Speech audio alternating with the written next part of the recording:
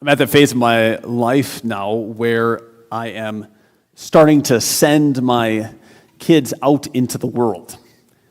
Many of you have already gone through that experience, and so you probably have lots of advice and suggestions and input for me. I know what my mom would say. She'd just say, you have to pray twice as much. When you start to send your kids out, though, you have this strange experience. And if you've never gone through this, you probably don't really think about it too often. But you have this strange experience where every moment, every day, all the time, you're wondering, are they going to listen to me? Do they trust what I said to them? How bad is their experience going to be if they don't listen to me? I wonder if I was right on all the things I said. Are they going to listen to me? You realize as you send them out, right, that they have this, whether it's a decision, an opportunity, an experience, a crisis moment, right? They are now going to decide who's the authority figure of their life, who is the person that gets to dictate what they decide, who's going to shape and mold and form them. And they might be very deeply already made and formed by you, but they now have to make these decisions too. And they probably think, and you know from reflecting on your own time when you went out, right? I mean, I thought about this all myself. I was like, yes, I am going to chart my own course. I am the captain of my own fate. I get to decide my life. But you realize as you look back at that experience, very few of the decisions that you made were about you charting your own course. No. It was your friends who made suggestions to you. It was your enemies who taunted you and teased you and mocked you and derided you and made you choose your own, what you thought was a path, but right, what was from them a push. It was the college professors and your manager at work and the politicians that had your ear and all of those people in your life, right? You thought you were picking your own course, but there were so many people that were just like that gnat fly in your ear, buzzing and buzzing and buzzing and prompting you to go your own ways. Now, when you reflect on that experience,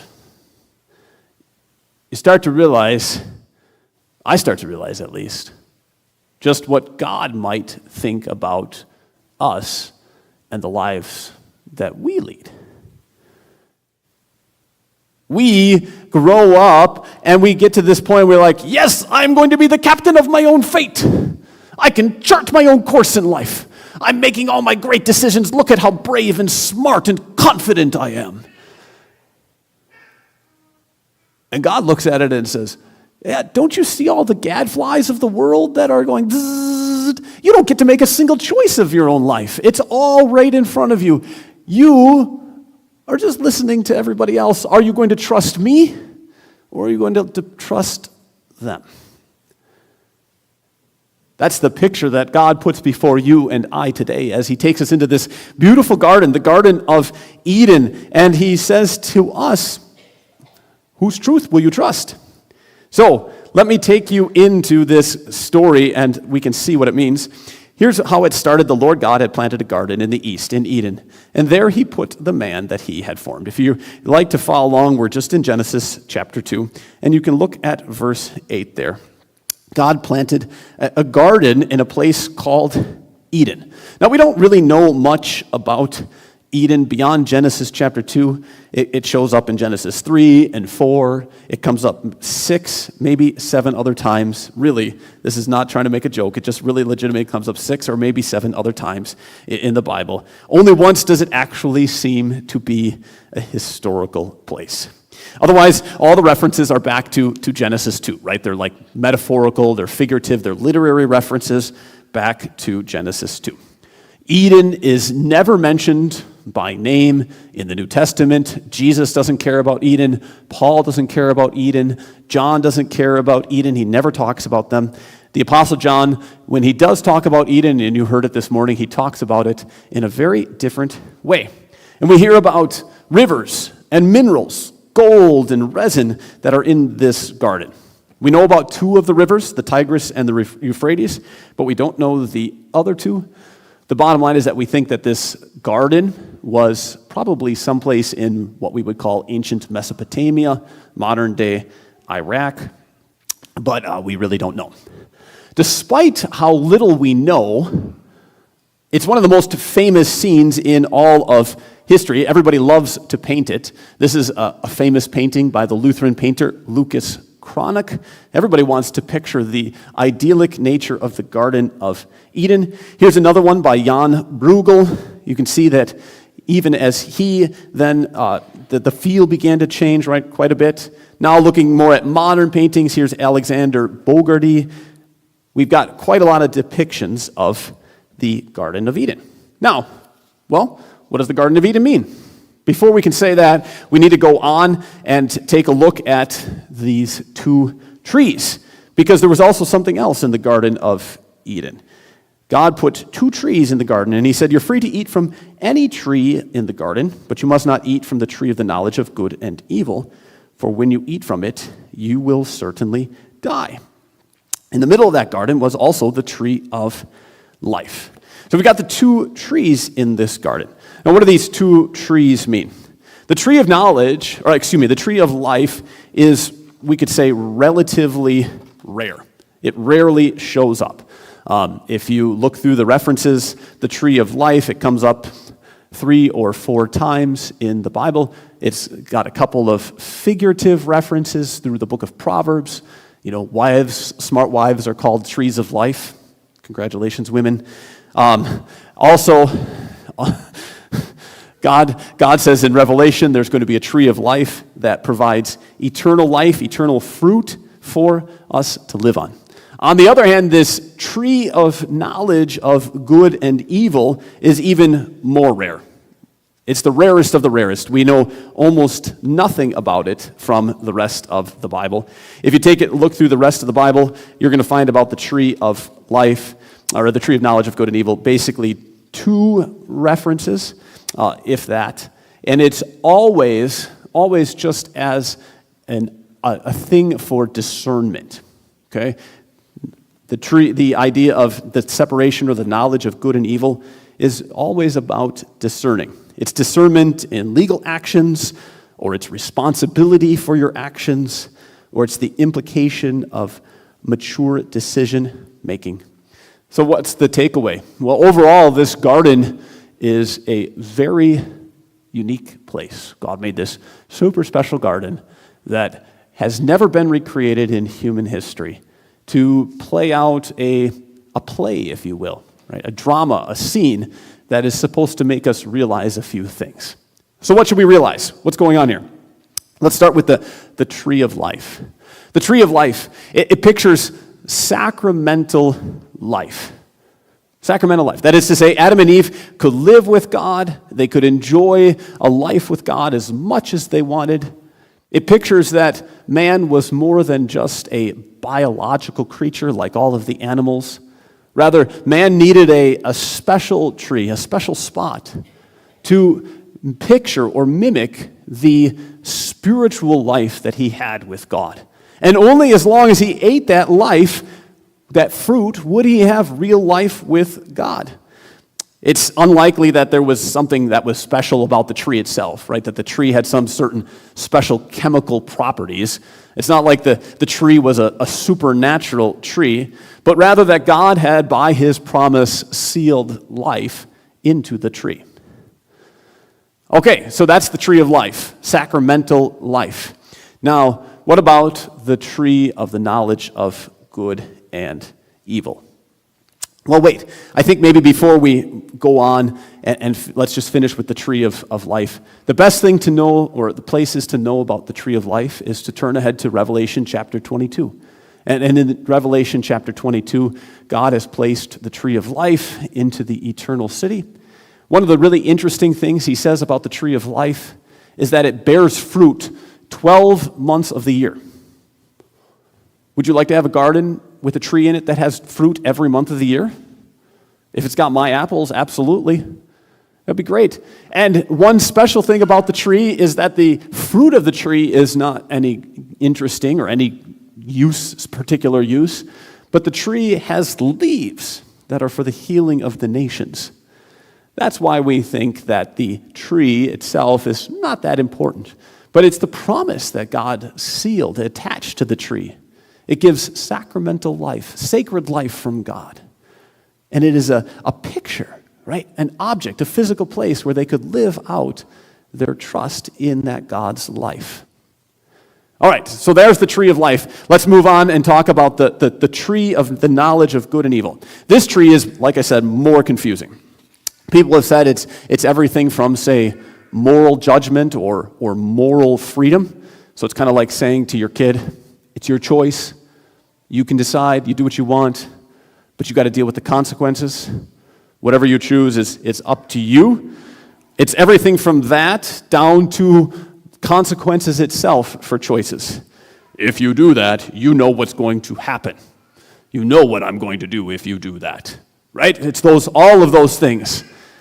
So what is this tree? Well, there's a couple things to notice about the tree.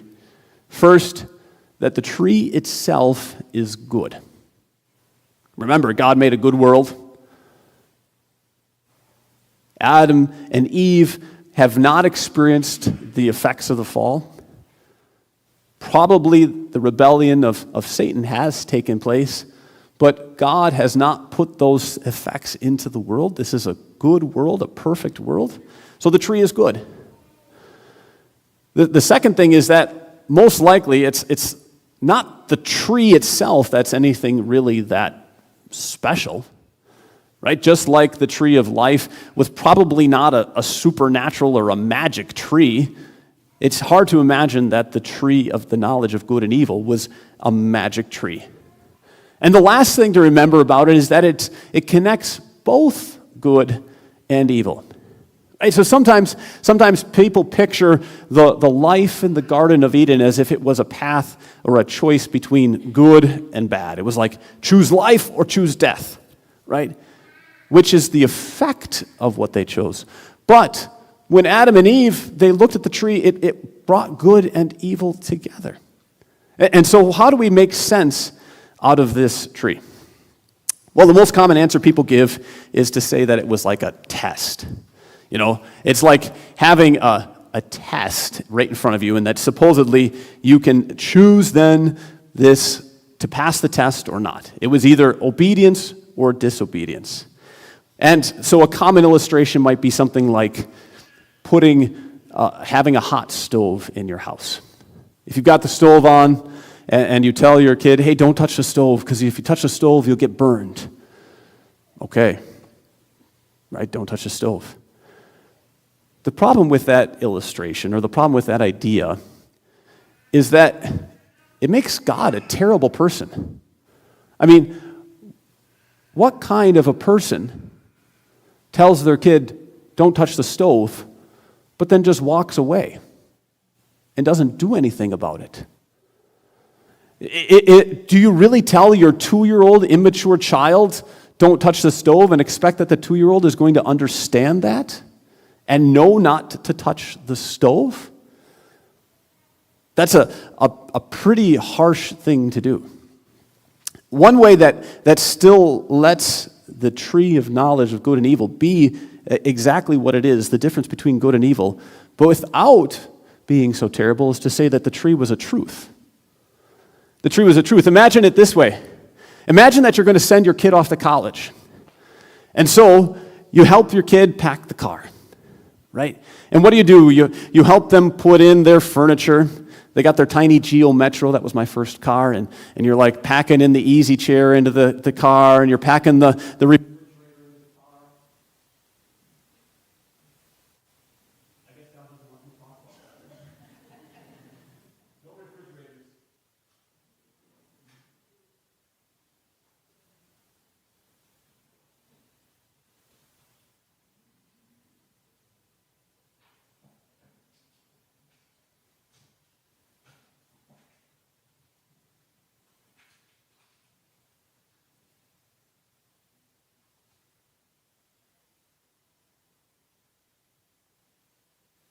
If somebody ever figures out how to make batteries that don't randomly go bad, that would be great. Imagine you're packing your kid and you're sending them off to college, right? And so you give them lots of things and you help them pack the car that have a lot of meaning. A refrigerator. Okay, we want you to eat some food. Okay, we're going to give you an easy chair. Good, you should sit down every now and then and have a rest. Maybe you give your kid a knife. You should cut up your food. Don't just devour it and inhale it. And if you have to, you can use it to defend yourself. But then before your kid pulls out of the drive, maybe you give them some items that have some more significance. You pull out a breathalyzer and you hand it to your kid. Now that's a pretty awkward thing to do. I'm not sure my folks would have ever given me a breathalyzer. Now the breathalyzer itself is neither good nor bad. But what is the breathalyzer? It's a truth made visible. It says there's a gift, there's a good gift in this world, namely alcohol, wine, all of these other good things. But that thing can be bad or good for you. And here's a visual display that wine that you would like so much, it'll ruin you if you like it too much. That breathalyzer is a truth made visible. Or maybe, very awkwardly, you pull out a scale and you hand your kid a scale. Now, your kid might want a scale at college anyway, but you say, here you go, this is a very significant gift for you, my child. Now that scale is a truth made visible, isn't it? It's saying, food is great. You need food to live. Food is an important thing, but food is also a very dangerous thing. If you let food have its own way with you, it will devour you.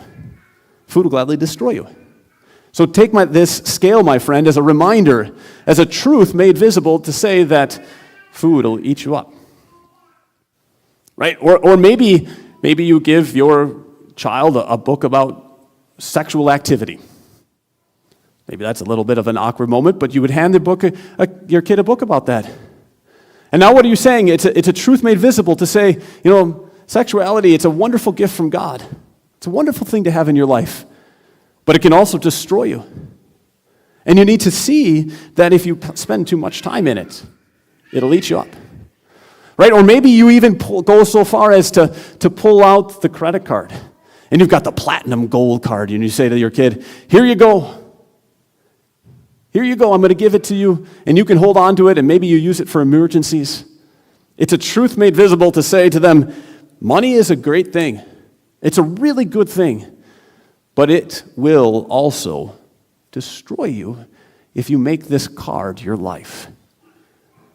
What's the tree of the knowledge of good and evil do? It tells Adam and Eve, it communicates to them that there are things in this world, in fact, lots of things, if we choose to live them our own way, that can be good and can be bad. And if we just live them our way, they'll eat us up from the inside out. So what did Adam and Eve have? They had a choice. Not a choice between good and bad, but a choice to live with God, to have the tree of life and enjoy the sacramental life with God, or to live life their own way. And that was a choice put before them, just like it's a choice that's put before you. It's a choice that's put before me every day, to live life with God, or to try to take all of God's good gifts and say, I can live this my own way. I can do it myself without realizing that every single one of these things will destroy me if I try to live it without God. That's why there's no more trees in the rest of the Bible. Like I said, the trees hardly ever show up after this time. Why? Because you don't need them. Everything in life is that test. Or better said, everything in life is that truth. Every day, whether they were looking at the temple, whether they were looking at the money in front of them, whether they were looking at the scrolls of the text of the Bible, whether they were looking at the cities of Jericho and Jerusalem that God had defeated and built, whether they were looking at the temple itself, whether they were looking at Jesus set on the cross to die, or whether they were looking at the new churches that were starting after the missions of Paul. Every day they were seeing the truth. Choose life with God and you will live, or separate yourself with God And you might know a lot about what's good and bad, but it will eat you up from the inside. And every day then Jesus was saying to them through these trees, take the tree of life. And don't just try to pass a test, but live in trust. Live in trust that the tree, the ultimate tree that I am going to die on, will swallow up all of the evil of this world into me. I will take the evil of this world, that good and that evil. And so we only need one tree in all of eternity, the tree of life. There's no more evil anymore to have to worry about. You don't have to be concerned that somehow you can make a bad choice, because I am the tree of life. And everybody who is here, everybody who knows me, can live in this relationship with me. You will have life for all eternity. Do you see what this trees, the tale of the true trees, is trying to say to you and me? Look, your lives, like mine, are full of a lot of good things. And I bet you've never even thought about some of the things in your life that'll destroy you if you let them. I've seen families. Family is certainly a good thing. But I've seen families that people overinvest in, that get disconnected from God, that are made into the ultimate God. And what does a family like that do? It'll eat you up. It'll destroy you. It'll steal you not only from God, but even from all the other good things in life. You've got work to do. Great. Do your work. Enjoy your work. Work hard at it. But don't forget that work that you want to do, if you make it the only thing, it'll ruin you. You need more than just your work. You need a life with God. Right? I see in people who love relaxing, enjoyment. They sit back and they play games of golf and you go fishing. Great, enjoy it. But don't make it the only thing. Don't make it the best thing, the highest thing, because if you choose that, it'll ruin you. Every day you are taking not a test, you're seeing a truth that you need the tree of life, and that is the only way to live in true trust. So friends, live in that true trust, take the tree of life, live life with God, and don't live life the other way. For you know that Jesus took the tree of knowledge of good and evil, he sucked up the curse into himself so that you and I can live.